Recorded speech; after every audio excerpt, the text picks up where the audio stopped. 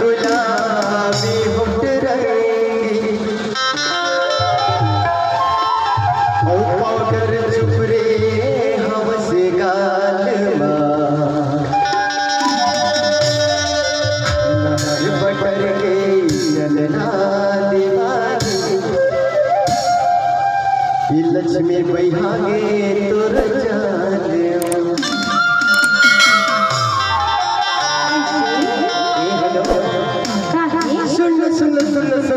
हाँ मैं बुला नहीं सकता कैसे और जाना है देख सुघर दिखत है कि कदको तारीफ करूं फिर भी कम पड़त ऐसे जाना पता ना कि हाय रे तेरे सजना ओ रे तोर सवरना अच्छा अरे लगत है हीरोइन के ऐसे आ जाना बता ना कई तो का बता तेरे होठी गुलाबी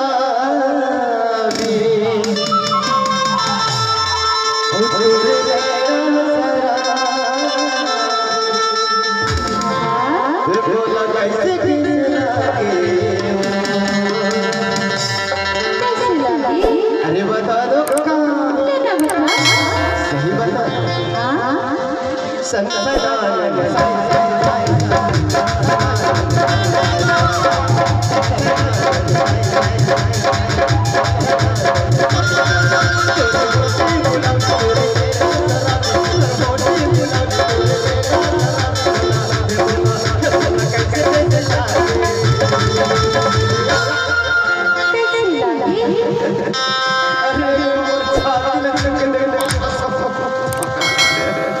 अरे बताना जरूर समझ लेना कहीं ना पहली बात तो लोग